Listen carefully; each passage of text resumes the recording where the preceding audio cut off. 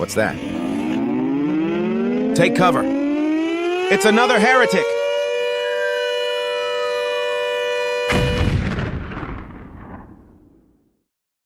Here.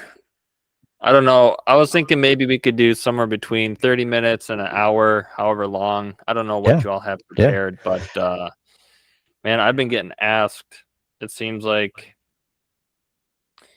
I don't know, more than I have in the past about whether or not we're in the end times and Jesus is going to come back soon. Yeah. So what are your thoughts? Well, I think we are. I think we have been for some time, and I personally believe in a return of Christ, a second coming, if you want to call it that, a coming of Christ. Absolutely, yeah. Yeah. Well, you are new to the channel, at least talking with me, being a guest. So why don't you introduce people to who you are and whatever you want to share about yourself, and then obviously we're going to be talking about your particular end times views. You told me that it's a little more heretical than maybe the mainstream. So I'm very interested and curious to hear what your thoughts are, because I don't have a strong opinion one way or the other. I have some views, but as far as end time stuff goes, I was raised with the pre-tribulation, rapture, left behind view, and my deconstruction has led me to the conclusion that that's not true, but I don't know what is. So go ahead, maybe introduce yourself, and then we can just get in here with our conversation. So I'm Joe Fromherz. You probably know me as Ezra Pound off of on social media. But so my background, which began in 2007, actually is Jehovah's Witness. So I just had some interesting things happening, kind of like spiritual things happening, and so that got me asking questions. And one of my buddies, who had been a buddy for a long time, turns out he was a disfellowshipped Jehovah's Witness, and oh wow.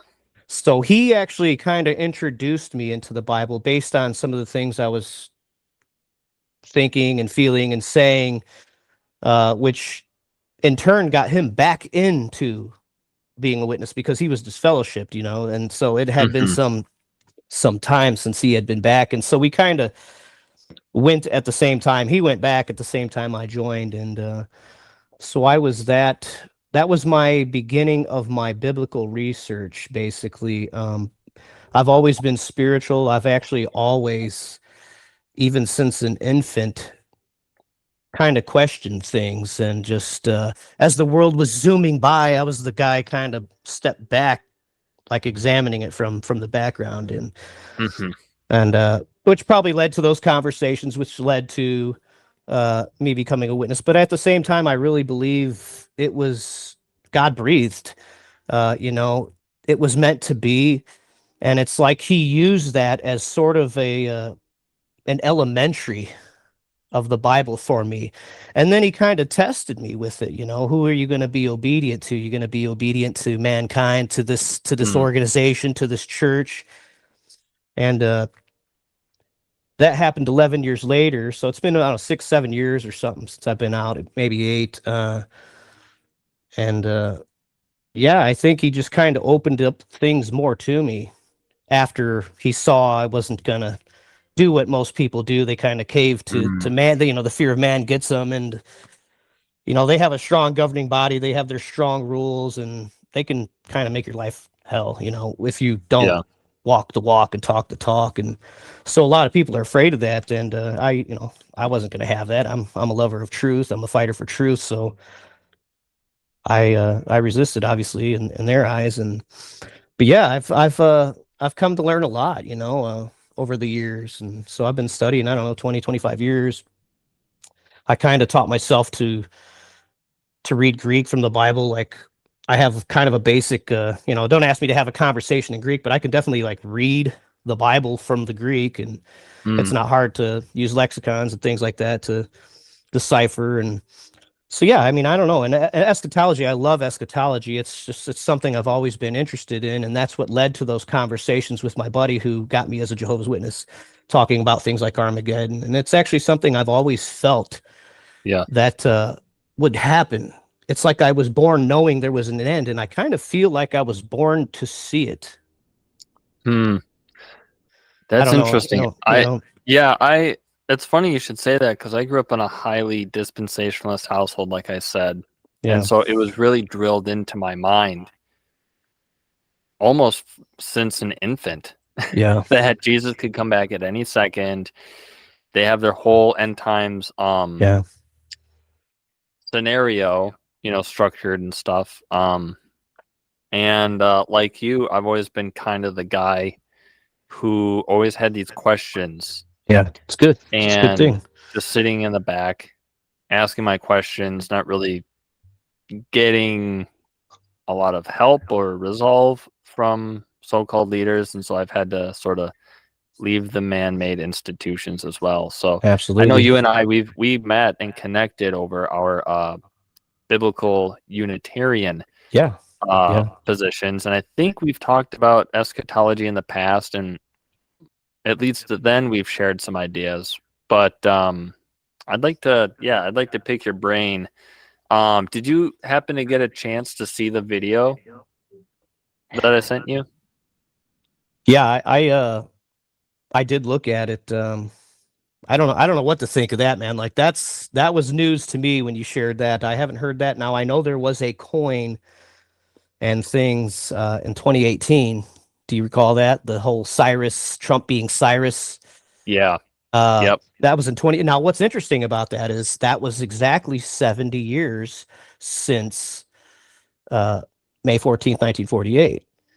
That really? So you could tell what they're trying to do. They're trying to, do their, I don't know, like numerology, I guess you could say, their symbolism with numbers. So, yeah, interestingly, it was 70 years later, and here's Trump. He's this Messiah, so to speak, an anointed one, like Cyrus, like he's freeing the Jewish people from some sort of captivity. I don't know what exactly you're trying to get at, but it's interesting. And to them, it means something, obviously, Mm-hmm. Well, I know that they've awarded him with the Prince of Peace award. Interesting. They have a Prince of Peace award. I've seen they're obviously trying to construct the third temple, and they've already done like rehearsals for all of that. All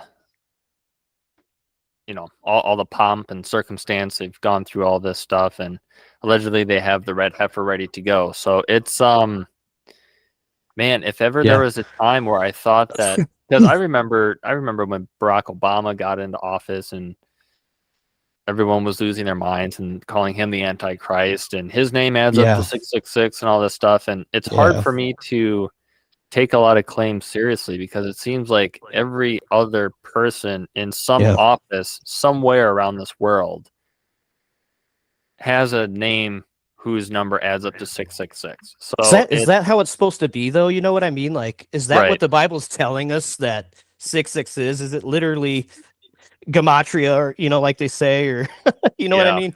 I don't think so. I really don't think that's what it's saying at all, honestly. Yeah, let's it's hard to know where I was going to. It's hard to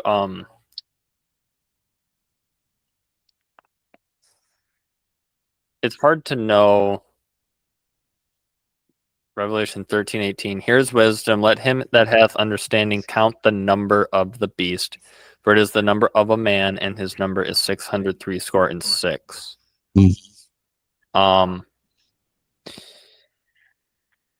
Yeah, it's where was that again? I can't remember where it was. Oh, okay. So, yep. You have to have the mark or the name of the beast or the number of his name. So that's where they get that from in verse 17. So let me ask you, let's back up and let me ask, what are your thoughts? I know that when we were sort of planning on getting this conversation together, you had mentioned that you wanted to talk about the little season and maybe try to give your perspective and work toward debunking that or something. This is something I've heard of. I know several people who listen to my channel believe in the little season. And like I said before, I'm honestly agnostic and indifferent to a lot of this. So state your case, convince me from jumping off the cliff if that's what I'm about to do. Yeah, maybe. I mean, it's a unique view, and I guess to start, I think the interesting thing, the thing to consider the most, should I say, in verse 18 there is that phrase, "Here is wisdom. Let anyone who has understanding calculate the beast." Does that mean that we're supposed to assign a numeral to, or a number to, every letter of the alphabet? Is that, I mean, is it telling us to do gematria? Now, I know there are other instances in the Bible where a similar phrase is used. So like Revelation 17:9, where it says, "Here is the mind that has wisdom." The 7 heads are 7 mountains on which the woman sits. Here is wisdom. So, and then again, Jesus used a similar phrase, and I don't think people really think about it, but when he's explaining the abomination of desolation, he says, "Let the one who reads understand."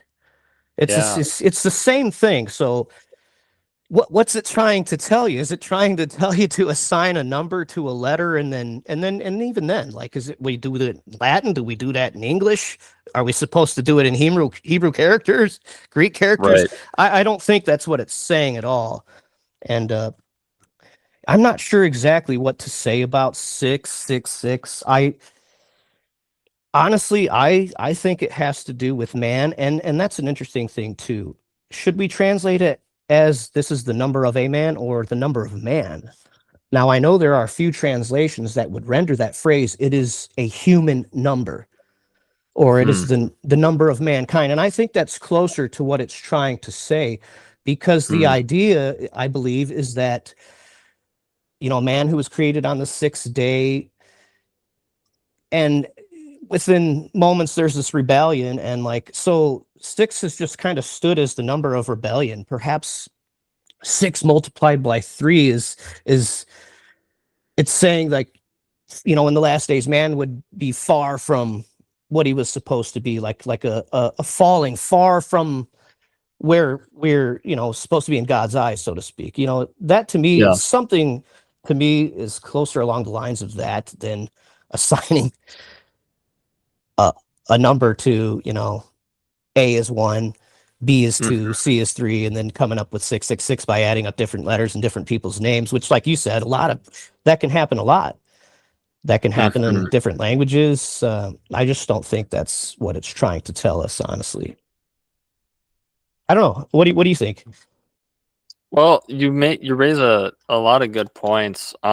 A lot of people try to talk to me about gematria and stuff, and I suppose it has its use, but when I've looked at it, gematria is associated with Kabbalah, which is essentially black magic out of Babylon. So people who get really into gematria, I have some concern for them, because I feel like they are tapping into arts that perhaps we shouldn't be messing with.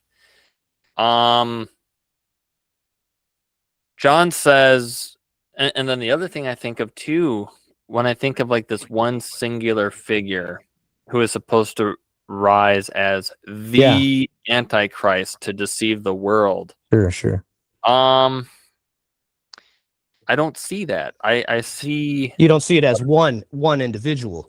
No, what right? I see is I see many antichrists, because the Apostle John says, "Little children, it is the last time." Yeah. So he's talking in the 1st century. He says, "It is the last time, and as ye have heard that Antichrist shall come, even now are there many antichrists, whereby we know it is the last time." So I don't understand how people miss these sorts of verses in the New Testament when it comes to eschatology. Sure. Everyone is looking still, I think, at bankrupt institutions like the United Nations, for example. True. And it's like that's like the most impotent organization on the planet Earth, because it's not doing anything. No, it's a front. It seems like a front for something else, you know. Yes. Yeah. Yeah. I think if UN was doing its job, we wouldn't have. What's that? Yeah, exactly. All bark, no play. I think if they were doing their job, or any of these institutions that are promoting the peace, and I mean, what's their slogan? They have a verse from Isaiah where it's they'll beat their swords into plowshares. Yeah. On the side of the building that was donated by Rockefeller, you know. Yeah. And they had an attempt at this before. It was the League of Nations, and America just didn't go for it. So it's like we had to have another war, and then make this other attempt. Finally, we got America involved. John D. Donates the land, and but if they were doing their job, would we have the genocide that's taking place right in Gaza? You know what I mean? Like it seems like every nation's scared to touch us, even their Arab brothers, surrounding nations. It's really bizarre. Yeah, it's bizarre because man,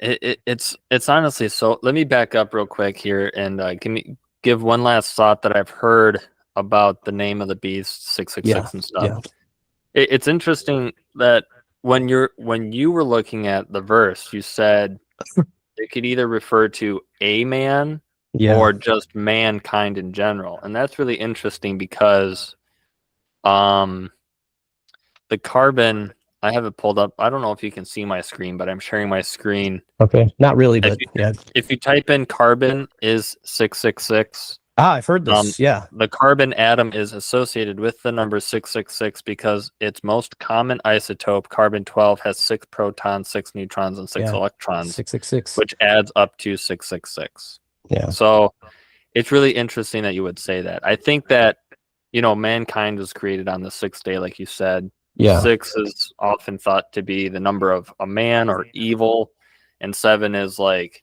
the number of exactly perfection. So it's 6 falls short of 7 in some sense. Yeah. And now you're seeing it fall very short of it in the last days.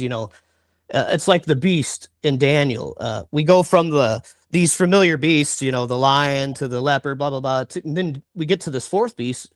Daniel doesn't even know how to describe it. This thing resembles nothing of the natural world. And what it's trying to tell us is that in the last days, man would be a different beast.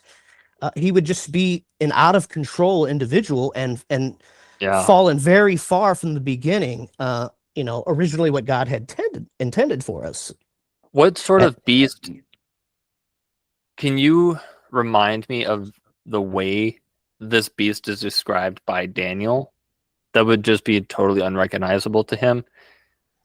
Because my hunch is that it's an amalgamation based on just memory here.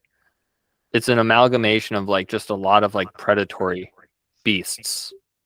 And perhaps I guess what I'm trying to say is I've learned over the course of time studying the Bible and reading the Bible as much as I have, that you don't have to take everything literally. There's a lot of allegory. There's a lot of allegory. Yes. There's a lot of poetry and a lot of just descriptive language. So I think you're onto something, and I've not heard a lot of people say that. Okay, that really the brass tacks practical interpretation based on these obvious symbols is that mankind is further debasing itself. Yes. And becoming almost unrecognizable as a human being, and it's become this indescribable, monstrous, rapacious beast. Exactly, dude. That is what it's trying to tell us. Now, I'm sure there's more to it than that. It's specific, obviously, but that in the nutshell, I think that's what it's trying to tell us. If you think of it like this, I use this for an example. So you have my arm here. This is a straight line, and this is creation. And here we are now. Mm-hmm. Well, when man sinned, an alternate path was made, a separate path. And so, like, if you follow the angle of my arm, what happens when you go from here to here and time goes by? That gap gets further and further and further. And the Yeah. Bible describes that as the seed of the woman and the seed of the serpent. So now here's an interesting thing. The Bible is recursive. It's a living fractal. Everything in it repeats over and over and over from different ways. So Yes. Okay. you have the seed of the woman and you have the seed of the serpent. Two different generations, two things that were produced or born. And it's broke down in different ways throughout the Bible. By the time you get to Proverbs, he describes Lady Wisdom or Lady Sophia. And then in contrast, we see a strange woman. She's Yeah. also known as an adulteress. We get to the Gospels, and you have the sheep and the goats, the wheat and the weeds, the narrow path and the broad path. In Revelation, you have the harlot city, Babylon. And then you have this beautiful city adorned like a bride because Yeah. she's faithful and she's New Jerusalem. 144,000, 666. You're seeing what I used to call a Hebraic diametric contrast. And when you're reading the Bible, you have to look for this. You have to be careful of the context, because usually there's something even bigger in the context that most people have missed. And this is one of those things. This might be known as antithetical parallelism. And so you have these polar opposites, or like I described, a diametric contrast. So when you're reading 666 in Revelation, that's in Revelation 13. If you continue to read on into chapter 14, we see what, in contrast, we see those who were faithful to God. They're standing on Mount Zion, and not the number of the beast in their head, but God's name. And there's 144,000. So you see this weird inversion, this weird yin yang take place. And it's throughout the whole Bible, and it's from cover to cover. And I think a lot of people have missed this. And when you understand that, it can help you to discern a little bit more of what's taking. So here's another one. This is an important one. You get in Matthew, actually all the Gospels. If you ask me, all the Gospels start with Jesus coming out of the water, just like Mark and John do. Whatever is written before that, there's something adulterated. It's just something's wrong. The story begins with Jesus coming out of the water, and it's a recreation. The Bible calls it the regenesis, the regeneration.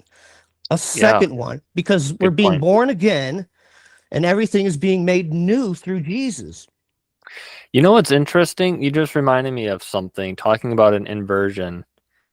You know, it's really remarkable that you say that, because in Genesis 1, talking about creation, we have the Spirit of God moved over the face of the waters. Yes, and Jesus comes out of the water. Yeah, and he speaks, "Let there be light," and there was light. And Jesus is the light of the earth. What does it say? It says right there that he's the light of the world. It's trying to, when the Spirit of God comes upon Jesus, the Word of God, we hear a voice out of heaven saying, "This is my beloved Son in whom I am well pleased." And that's like the Father, the Creator, saying, "Let there be light." So that's the anointing of Yeshua, or of Jesus. We know this because we're biblical Unitarians.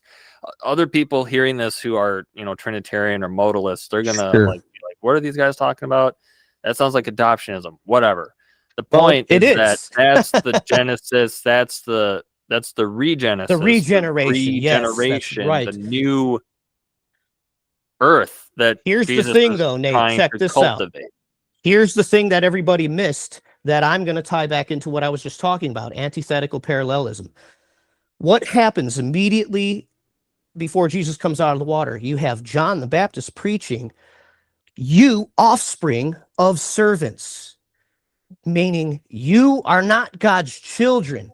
You are rebelling, and you've done it since day one. There's never been not known as rebellious. And so what happens immediately after that? Not only rebellious, but I think this is key. They're also standing, as he says later, they sit in Moses' seat. So these people are usurpers. They are antichrist, if you will, because they're trying to put themselves in the place of Christ. Yes. Rather than repent and serve Christ, they reject him as the Messiah. But you'll notice the antithetical parallelism. Just moments as after John is, you evil generation, you wicked offspring, you evil genos is the Greek. And then immediately we see the monogenes, the only begotten. Do you see what I'm talking about? That's the invert. That's the contrast that you have to pay attention to. What was originally being done through this nation of people, God has now taken it and given it to this man, the true Israel, who is the beginning of a new creation. And it would spread throughout the earth, and that's your new heavens and that your new earth. And in each person who's in Christ, as it's written, is a new creation. And that's what it was trying to tell us. So now when you get to things like the son of destruction in 2 Thessalonians, which I know you might have a thing or two to say about that, but it doesn't seem to contradict what's happening here, because it says that this one would come with every lying sign and wonder, every working of Satan, which is what you see in Revelation, and you see it in Matthew 24, because you see this repetition, this fractal-like. You can think of a tree that produces branches, and on those branches are branches of branches. Well, that's how the Bible is. That's how it's telling the story. It's the same thing over and over and over again. But what happens is there's a bud at the end, there's fruit. And that is the purpose for which it was created, right? Yeah. What's on the end of the tree is the purpose for which it was created. And so now I lost myself where I was going with that. Well, it's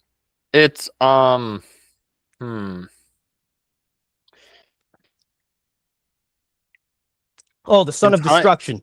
Yeah, and talking about the inversion, you made a the good diametric point. contrast. The Think of a polar diametrical opposite, contrast. or antithetical. It sounds like. I guess that's what I like about your approach is your approach appreciates the allegory. It doesn't take everything too literally. You have to be careful of that. The other thing that's interesting is how you seem to, and this is something that I've developed over time, and I think we've talked about it in the past, but the idea that it's not one generation or one epoch of time. It's a cycle, is what I am hearing you saying. It's a cycle, and it's this recycling of these archetypes that pop up again and again and again throughout history until we finally land on Jesus Christ, who is the second Adam, who you said is the true Israel. Yeah. So that would seem to indicate that whatever Babylon has to be the false Israel. Yeah. And that's described in Revelation as being the synagogue of Satan. So I don't know of any other religion that calls their meeting buildings a synagogue other than Judaism. So, and that ties in the evil serpent seed. It ties in the son of destruction. I believe so. Most people have argued for years about the beast that was and is not yet would be. Yeah. Out of the 7 kings, the 5 that have fallen, and the one that is, but the other that would come. I think everybody's looking for a literal, maybe a nation of the ones that are prophesied, like Babylon, Persia. I don't know what they're looking for, but I think it's Israel. It's the beast that had that mortal wound, which there are Bible verses in the Old Testament that says God says he's going to deal a fatal wound to Israel. And then we see this beast with this fatal wound. Well, that fatal wound was in 70. And years later, here we are at this point in time, and then this nation is reborn. And what does it say? 2 times in Revelation that the world would marvel at this. Yes. And even today, Zionist preachers still say that the greatest miracle the world has ever seen is this rebirth of this nation. Yep. And when it comes to the Bible, what nation has ever been more important than Israel? This is God's people. This was as a nation. Yeah, well, today it's different. There's no Jew or Greek. Yeah. Isn't Babylon named more times in the Bible than even Israel itself is? There some crazy statistic like that? It's Babylon. I'm not sure about that. I think Babylon and Israel or Jerusalem run a pretty tight race on number of references, which wouldn't surprise me because that's That could be, man. Like, yeah. We end up, no matter what, it seems like more and more it's being proven that what you said is true. That's really, I was meditating on that the other day. What's it mean to like receive a fatal wound and then come back alive? Yeah. Some people look at the supposed assassination of Trump and they see they're that as waiting proof for of him being exactly. Antichrist, but I don't think it has anything to do with that. I don't think, I mean, it might, but that would only be like one tiny fractal, like you say, of the larger picture. Exactly. I mean, Trump is just one of several. I think that was a false flag, though. Antichrist. The Trump thing. Oh, yeah. Like, he clearly wasn't, like, that was the most staged and most low budget staging I've ever seen in my life. Like, yeah.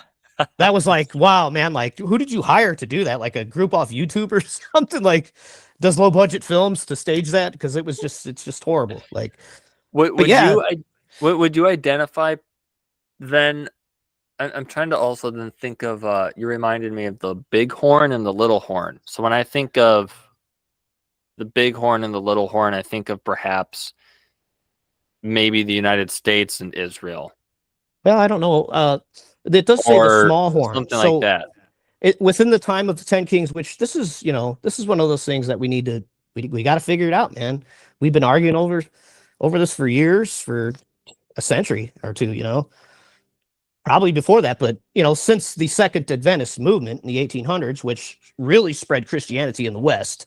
And essentially, Daniel's describing the westernization of the worlds. From the moment the first beast rises until you see the last beast, he's describing of this progression of empires from east to west. And we know that the West is very dominant in the world scene today. But what's interesting is this Western empire that would come, this 10-horned kingdom, it would place its palatial palace where Israel sits. Daniel says in the last days that an abomination of desolation would be placed in the holy place. Jesus says, when you see the abomination of desolation standing in the holy place where it ought not, meaning this nation that should not be sitting there, which most Jews rebelled against in 1948, pre-1948. They said, dude, this is rebelling against God because we don't go back to the land until the Messiah comes, right? And we're supposed to be in exile for our sins. Exactly. What are you doing? So it's standing there where it ought not, is the way that I understand that. And, that could be far-fetched, but when you apply it to the beast that had the sword wound that came back, I mean, what nation on earth would warrant such a marvel? And it was Israel. Here's this great nation, God's people, after all this time, they're back. Who can kill this beast? Who can battle this thing? You know what I mean? And that's what it's trying to tell us. And so therefore, and then, like I said, you have this fractal, like, repetitious pattern throughout the Bible. So the abomination of desolation is the same thing as this, and this, and this. Just like the small horn is the same as the son of destruction. It's the same as the Antichrist, if you want to call him that, or the beast. You're seeing the same thing over and over and over from all these different perspectives. Just like the sheep and the goats, the wheat and the weeds, the narrow path, broad path. It's the same thing. It's trying to tell you the same thing, which there are two paths. There are two paths. One is God-breathed and the other is man-made, where man is kind of the ruler of himself. And it's in opposition. This is what the Bible is describing as the adversary. Yeah. And obviously man has taken upon itself to war with the Lamb, and gather the world together against the Lamb, which you've seen. We talked about the United Nations. We've slowly seen the world coming under one everything. Our calendars align. We all believe we're a ball floating around in space. Dinosaurs, evolution, like, these are things that are generally agreed upon around the whole world. This isn't just a Western thing, though it began there and it kind of infiltrated a little bit of everything. You know what I mean? The false prophet. Yeah, you touched on something that I think about often when it comes to eschatology, and that's just the fact that we've been in a one world government forever. Yeah. Mankind has, you want to talk about like a 7-year tribulation. we've been in tribulation since the fall in the garden. Like, isn't that the story of humanity? Sure. Yeah. And also you think of like in the United States alone, for example, the Federal Reserve was established in 1913. We have things like birth certificates, social security numbers. We went from our fiat dollar and coin currency away from gold and silver, and then we went into plastic credit cards, and then they added the chips into the credit cards, and now they're starting to do, central bank digital currency. All of that to say this: mankind, in one form or another, all the way back to the Roman Empire, where you had to, by law, go every what, year, 10 years or whatever, for the census, and then pay your taxes and all this garbage. Yeah. Like, that's a beast system. Yeah, it's been there, man. So it's, what are people talking, like, oh man, I think there is something the thing in the future is going to happen. It's like, forget about the future. It's happening now. Yeah. Yeah. It's more like, not when will it happen, but when did it happen? Yeah. But now, so here's the thing with the short season, and here's something I've never heard anybody say. So you have the different statue metals in the statue in Daniel, right? You have the head of gold, and then the breast and arms of silver, and then the copper down to the clay, the iron down to the clay and iron. Each segment also represents a duration in time. And so you look at the head of gold, Babylon reigned for like barely 100 years, if I'm not mistaken. Their rise to power was almost at the same time of taking Israel. If I'm not, Well, Babylon here, I pulled it up. It says 605 BC to 539 BC. There you go. Yes. And then Persia was 539. A little bit longer. Yep. And then and then a little longer. And then Greece is 331 to 168. And then Rome is this nice big chunk of time, right? Yeah, 168 to 476. Yeah. And then what happens? You get to the 10 toes. This is the short season. Yeah. This is the last hour. This is the tribulation. It begins at the same time that the beast resurrects from its sword wound. And well, if it's the case, then that's May 14th, 1948. And if it's only been 77 years, interestingly, today, 77 years to date. And you look at everything that's going on. You look at what happened in 2018, which was 70 years after the inception. Here comes Trump, and he just happens to fall onto the scene, and they happen to make a coin calling him Cyrus. That's a coincidence? It just came together like that? Right. That's crazy. I don't think so. And then here we are another 7 years later. They're getting away with genocide. The whole world's scared to touch them. Yeah. This is crazy. I really think that began in 1940. Now, that's not to say that we didn't see it rising in some sense prior, because we know, for instance, like the Balfour Declaration, that's dated like 1914, I think. And we know that World War I happened in 1914. We had the Federal Reserve. All of these things took place at the same time. And like I mentioned earlier, the League of Nations, there was an attempt to bring the world, and America just didn't buy it. They were waiting on America, basically. And then, so another war happens, and then at the same time, around 1948, we have this rebirth of this nation. NASA's created. All these other things, this other cluster of crazy conspiracy crap. And then America joins in. Now we have the United Nations, which led to other roundtable groups. You have the Council on Foreign Relations. You have its English counterparts. We have other different gangs in America, like the Trilateral Commission. Everybody talks about the Bloods and the Crips. How about the Trilateral Commission? Right. Like, you know what I mean? Like, dude, you want to be in a gang? That's a gang. You want to roll with the true gangsters?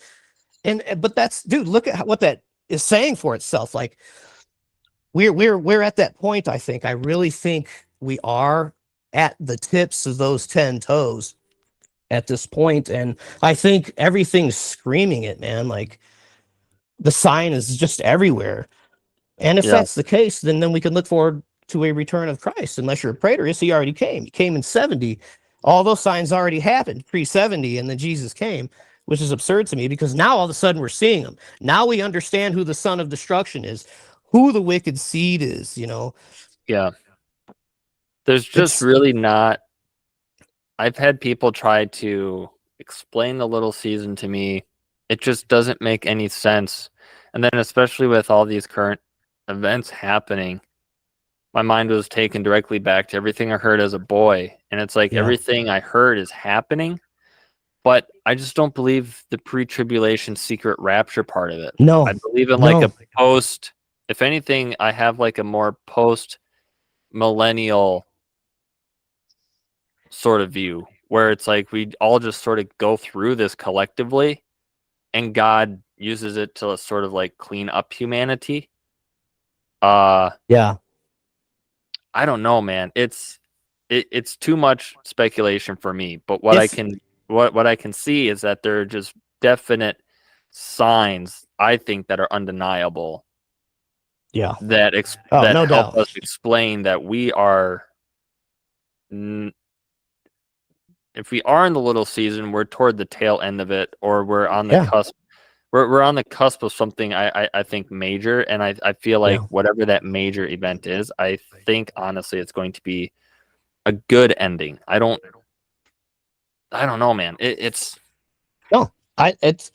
we're reading the Bible, then that's the return of Christ. Jesus comes after the tribulation, man. That's the short season. So again, you're seeing the tribulation and the short season are the same thing. It's the same thing from a different perspective, just like everything else is in the Bible. That's actually a good point. I never thought of that. The little season, therefore, if it's a time of like great deception upon the earth, yeah, exactly. And all this upheaval Have and we turmoil, not seen and that? it's like, so you mean we're going through the tribulation? You know, I'm not saying that it doesn't really reach a climax. So now Daniel, with the clay and the iron, the way he describes it in the interpretation, it uses a Greek word to smash. We tend to read that and say the clay and the iron aren't sticking together. That's not what it says. It says they smash. They smash. And so it seems to be describing a battle, maybe. Yeah. Yes, dude. Yeah. And is that, I mean, we've slowly been seeing that over the years. Interesting. Where the sons of mankind, the clay, they don't want to be dominated by the iron. The iron. They stand more for your rights and for your freedoms. But here's the thing that everybody misses. If you're not the clay and then, the iron, then are you? Yeah. I was going to say real quick here, we're supposed to be clay in the hands of the potter. We're supposed to be malleable.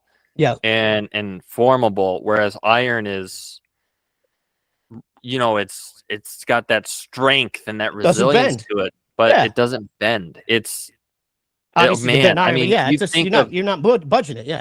Yeah.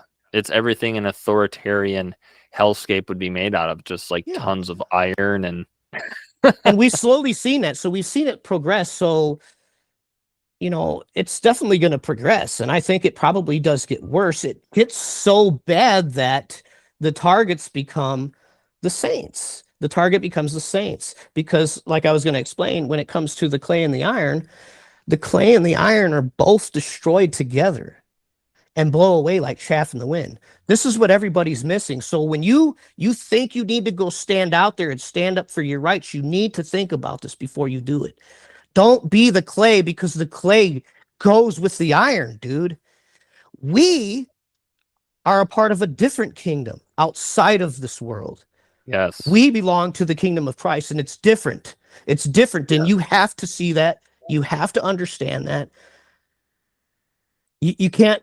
I know it seems like the right thing to do, to go out and do these things, and I think just let these people do this. They're just going to do it. It's written. And we see it. We've seen it progressively get worse. But that's not, even if we sympathize and probably agree with them, that's why they're the sons of mankind. They're the clay, not the iron. It seems like they're kind of like doing the right thing, but they both, it says, are destroyed and blow away like chaff in the wind. And I think that's the most important part of that verse that everybody misses. just be careful, man. Like, think about what you're going to do. Think about what you're going to say, especially because Jesus said in the last days, it's going to come tricky, man. Like, you need to be as cautious as a snake, but as innocent as a dove, it's written. It's, as sleek as a snake, as wise as a serpent, whatever. The word is phronimos. It's the same word where Jesus said, who is the faithful and wise servant? And the reason you want to do that, or let's use this for an illustration, a snake will always see you before you see it. Be a snake. You need to be aware of your surroundings on a level that seems almost unnatural. That's what he's trying to tell you. Be aware of what's going on, but be careful of raising your right arm or so, be a dove at the same time. Yeah, they have a way of sampling the air, tasting the air, tasting what's around them with their tongue. Excellent, dude. Yes, excellent. And then they can see, I think they have that's awesome. Heat, a thermal sort of vision. Yes, absolutely. You're breaking it down right there. Yeah, that's what Jesus told you to be like. Not its deceptive symbol, but it's wisdom. It's phronimos. Again, it's an inversion. It's a paradox. He speaks everything in parables.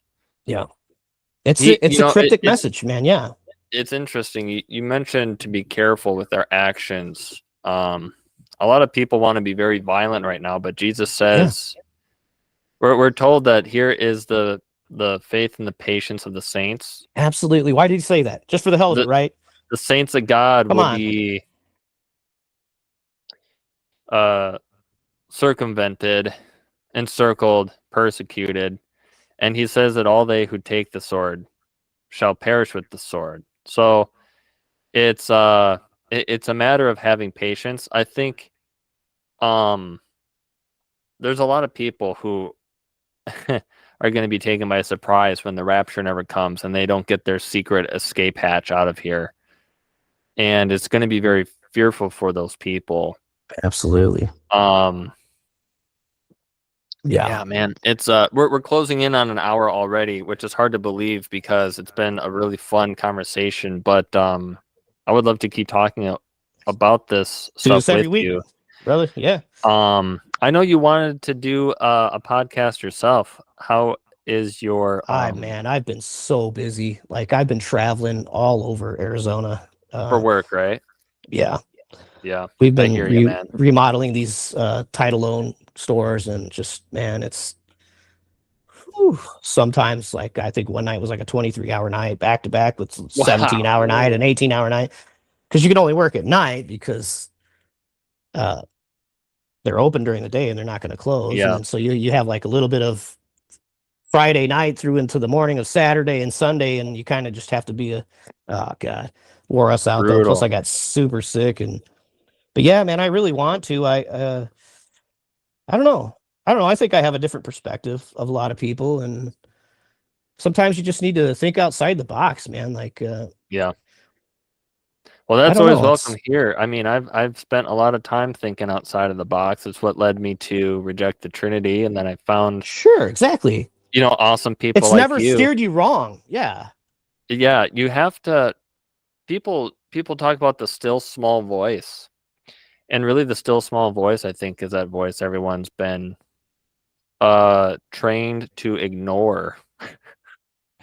Through the public education system, we have a horrible habit of relegating everything to the so-called professionals, which is why a lot of people right now, with the revelation of like all this stuff regarding Epstein and all this stuff regarding Israel and everything, people are right now just sitting with their jaws in their laps, just like, oh my God, how have I not known any of this? And it's because you've abdicated your thinking, your pattern recognition, your critical thinking skills, your hunches. You've traded all of that for so-called expertise. And look at where the experts got you. That's that Kool-Aid, man, that Babylon's sorcery. Yeah. It's it built a fence around you, and you're either going to walk a certain walk and talk a certain talk, or you're not with it, and you just got to be outside of that. You got to be prepared to just be faced with like every bit of opposition you can. Be like, why would I subject myself to, flat Earth? Which even chemtrails, we'll just do that. Like we know this has been proven through Council on Foreign Relations meetings. It talks about stratospheric aerosol injection, different things like that. Why would we subject ourselves to such opposition? Yeah. For what? Just to look cool? Like, I don't know. Yeah, I was telling my younger brother, he's having a spiritual awakening. Praise God. He's starting to read the Bible and ask questions and get closer to God like never before because of all this stuff that's happening. And we were talking today, and we were just talking about literally all of this stuff, and it's just... Man, I do it every day with my dad at work. You know what? We just need to record ourselves at work, and like, you could watch us work while we just rant, because it's literally this all day long. And we'll go from here to here. Like, how do you, because and that's the thing, it's all intertwined, right? Like somehow it's all every bit of everything is connected. Every bit of it. It's insane. Yeah. Yeah, he asked me today, he's like, you really think that the world is run by satanic pedophiles? I said, I've been saying this for like 10, 20 years. Why do you think I don't vote? Exactly. I'm old school, bro. Like, yeah. Because, I mean, you find one point of data here and you connect another here. Absolutely. It should be game over. It should be, that's all I need to know. Like, the moment I learned 9/11 was an inside job, I was like, I can never trust anything that comes out of any of these institutions ever again. That was it for me too. And then the rest was history for me. Oh, the earth is flat. I believe it. Yep. Why? Because the government lies. Like, why don't Christians understand this? That if we are told that Satan is the god of this world, then why are we going to the institutions and governments and seminaries and all these places of the world? Absolutely. We are to be a called, set apart people. Yes. The kingdom of heaven, the kingdom of God is within you. It's a spiritual kingdom. You have to go inside. You have to meditate, pray, and it will be revealed to you. But these people, they go to the brick and mortar. The time is now and is coming when they shall neither worship in this mountain nor in Jerusalem. For the Father is spirit, and seeks such to worship him, for they must worship him in spirit and in truth. Right. But people are still fixated on, no, it's Jerusalem. No, it's this place. No, it's the Vatican. No, it's this. And that's where you're reborn too. Yeah. That's so what you have there is what is it? I can't remember what the Greek is, but it means parentheses. So where he says an hour is coming and is now here, if you continue to read on, he says that an hour is coming and is now here, that the dead will hear the voice of the Son of God and will come to life. Yes. Well, that was then. You're born then. Like, your baptism literally is a symbol of you dying, going to the abyss, and being resurrected to new life.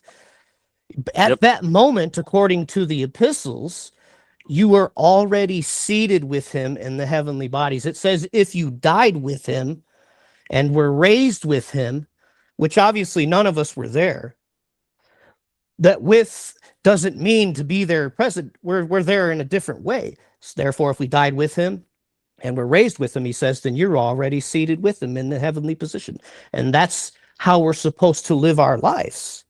Your job after you're born again, or you died and came back to life, symbolically, you're reborn, this regeneration, this new birth, then you're to live like that king that you were born to be.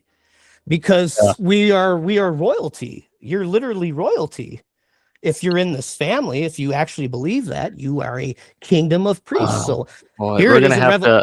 I'm gonna have to have you back on so we can talk about Unitarianism, because one thing that like really frustrates me, and we'll end on this point because I gotta go. But I guess one thing to give people, I guess maybe some hope for, because we are going into some dark times, because it's always darkest before the dawn.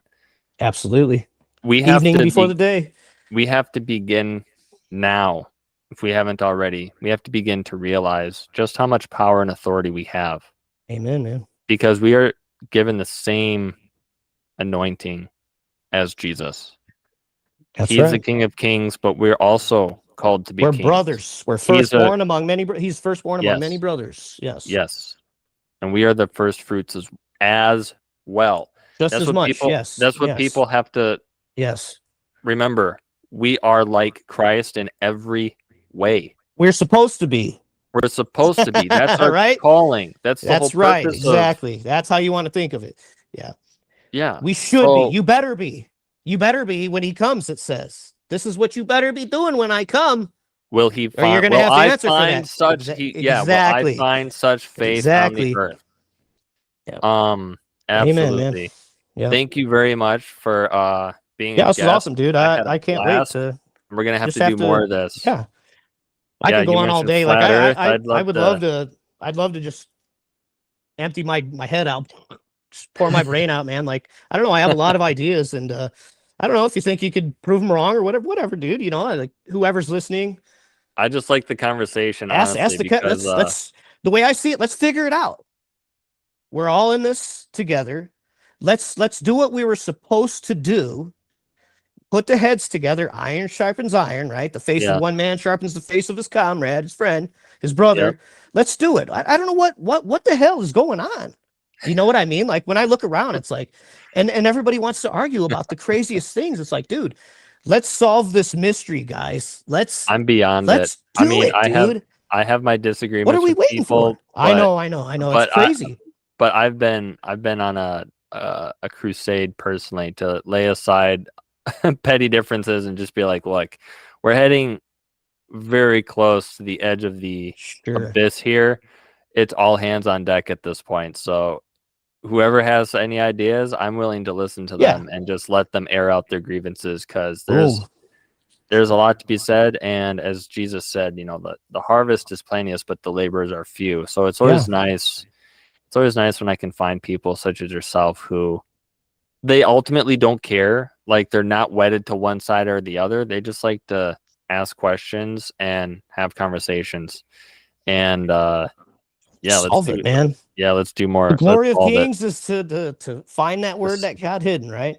It's the glory of God to hide the matter, to conceal the word. Yes. It's our job to solve this mystery. You were born for it. You are royalty, unless you're not a part of this kingdom. Right. You know, I don't know. That's for you to decide. It's, you know, we all have a choice. Two choices. You're either on one path or the other, a broad path or a narrow path. You're either a sheep or a goat. You're either of the wheat or you're of the weeds. There's only two ways that this could be. And the one, it says the majority is on. Yeah. Like we're all waiting for that revealing of the sons of God. We all say it, right? We're all that one anointed, blah, blah, blah. Well, then let's do it. Let's put our heads together. Let's see what we each, what we got. And I'm ready, man. Yeah. Like I'm ready to understand this stuff and just I don't know. I'm just ready for everything. I'm ready for Jesus to return, man. I'm ready to be done with all of this, honestly. But yeah it's crazy, man.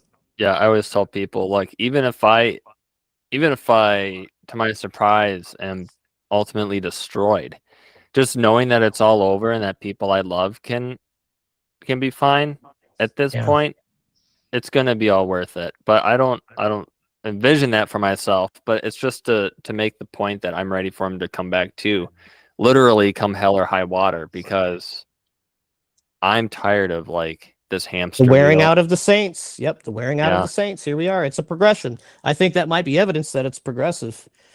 His job as are the chip shorter away and the shorter days. Time goes by super fast, and except for the elect's sake, the days shall be shortened for them. So thank God. Yes. Yeah. And I think for that, so you have a short season. Let's consider that too. Like, I think it could be closer than we think, and I think that's why Jesus said he would come like a thief. If you're unable to discern the time, then you're definitely going to be taken like a thief. Yeah. If you're not even looking for it at all because you say you already came, dude, that is the most insane thing I've ever heard in my life. Like, preterism, I think, is the most insane. I'm sorry to keep going on, but like, dude, that's if No, you you think he make a already good like, point. wow, that's insane to me, man. Like, it's I, crazy. I'm a little too practical like, to me. I mean, I'm a conspiracy theorist, but that's too much to me. I mean, That is insane, bro. Like, Peter yeah. says that one day with the Lord is as 1,000 years, and 1,000 years is Boom. one day. And these people complain, well, if Jesus hasn't come back yet, then it's been 2,000 years. So how Yes. could it be that generation? And it's like, you knucklehead. We're told one day is as 1,000 years. Yes. And 1,000 Yes. years is one day. So we're in day 2. What happens on day 3? He's risen. So you want to talk about cycles and fractals and imagery within imagery within imagery, like a Russian doll. The third day is upon us. The glory of the resurrection is upon us. It's day 2. I see what you're saying. Yeah. In the scheme of things. So I'm not bothered by, oh, it's been 2,000 years. No, really, it's been 2 days. I really think there has been a messing with time, honestly. That's something we'll have to get onto at another time. But I really think I personally don't believe it's been 2,000 years. No, I don't think so either. 2,000 years, like, and I've always thought that too. Like, dude, it's been. And that's the crazy thing too, because a lot of years. a lot of people, a lot of people with the little season worldview, they're really good at admitting that the timelines have been messed with. So then it's like, okay, so then was it really 2,000 years then? Like, are you? I think it has been closer to 1,000. It could be a little slightly. It's somewhere in that. Let's just say you have a 3-digit number. By adding a 1 to it, in any regard, you added 1,000 to that.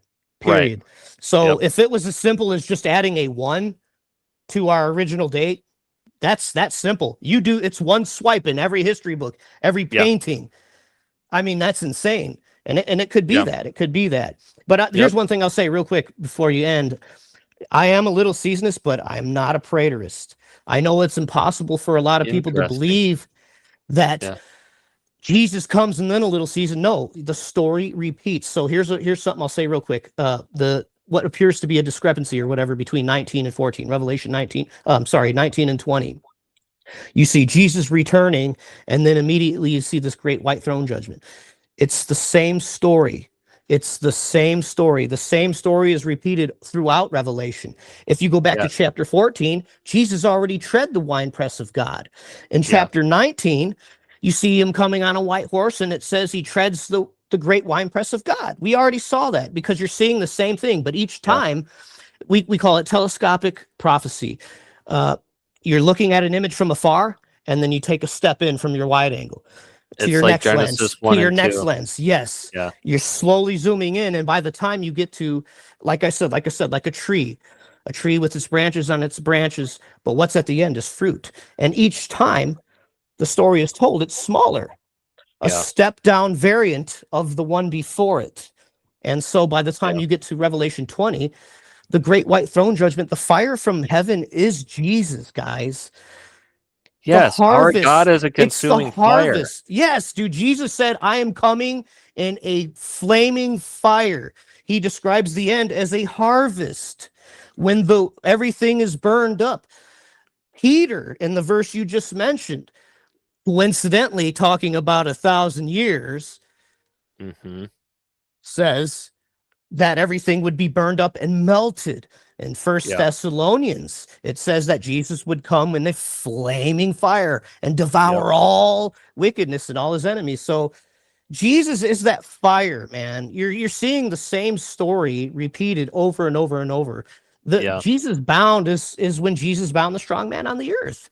He bound the strong man. This allowed for the gospel to get out. He got the gospel out, and it was time for that test. That, in my opinion, was 1948 when the beast was reborn. And, you're looking at a short season at this point, and Jesus will come in a flaming fire. Yeah, I can get behind everything that you're saying.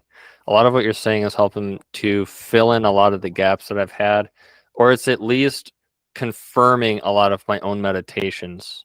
So it was really good to reconnect with you and get these thoughts out there. And I think it's going to help a lot of people who chance across my my channel So, well, I'll share this. You make sure you send a link, man, and I'll share it on Instagram, YouTube, and Facebook. for sure. That's what I have. So, do you have any websites or links or blogs that you write I at, don't. or No, anything I to don't. plug yet? No. All right. Well, let's try to make this more frequent because I like our conversations, and Absolutely.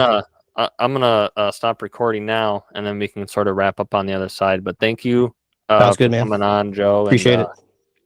Yeah, have a good night. Absolutely. You too. Thank you for watching. What Jesus says to one, he says to all. Repent and believe the gospel, for the kingdom of God and of heaven is at hand.